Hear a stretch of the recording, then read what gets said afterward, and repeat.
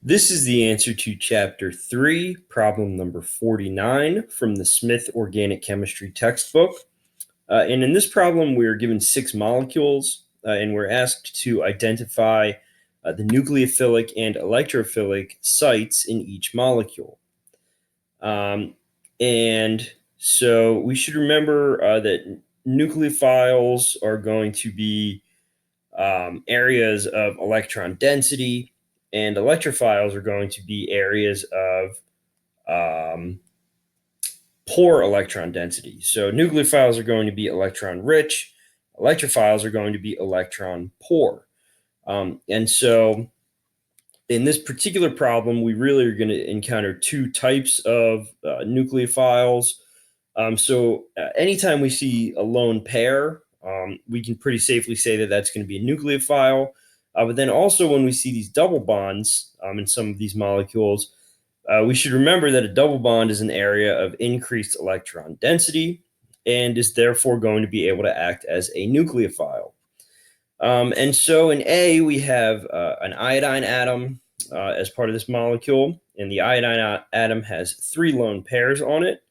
And so it's going to be the nucleophile here. And since iodine is electronegative and it's pulling electron density away from the carbon to which it's bound, that carbon is going to be electron poor. And as we said, that is going to be the characteristic of an electrophile. So this carbon that is bound to the iodine is going to be the electrophile here. So then in B, we don't have lone pairs anywhere, but we do have a double bond. And so that double bond is going to be able to act as a nucleophile.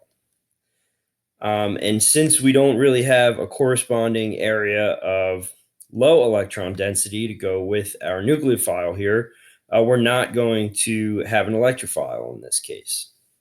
So looking at C, we have an oxygen with 2 lone pairs on it.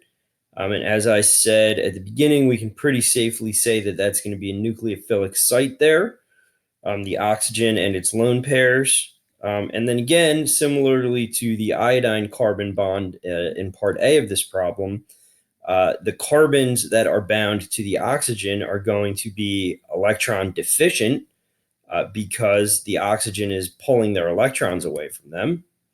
And so each of them is going to be a potentially electrophilic site. Okay. And then moving on to D, we have 4 double bonds in D. And so those are going to be areas of electron density. So all 4 double bonds are nucleophilic. Oh man, the lag sometimes makes it very difficult to write. All 4 double bonds. Okay, so all 4 of them are going to be nucleophilic here. Okay, so that's D. So then looking at E, again, we have an oxygen with lone pairs. So we can safely say that that's the nucleophilic part of this molecule. The carbon that is bound to the oxygen is going to be electron poor because the oxygen is stealing its electron density. So that carbon is going to be nucleophilic, or pardon me, that carbon is going to be electrophilic. Okay, and so lastly for F, we have an acid chloride here.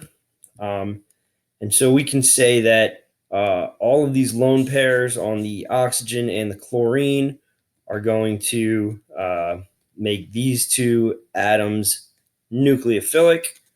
And then we have a carbon that is going to be very, very electron poor because the oxygen and the chlorine are stealing all of its electron density. And so that carbon is going to be extremely electrophilic. Okay, and so that's how to approach this problem. We just need to identify areas of high electron density, so double bonds, and then certainly lone pairs. And those will be our nucleophiles. And then if there are carbons bound to the nucleophilic region, that are having their electron density withdrawn by the nucleophile. That's going to make them potentially electrophilic sites. And that's the answer to chapter 3, problem number 49.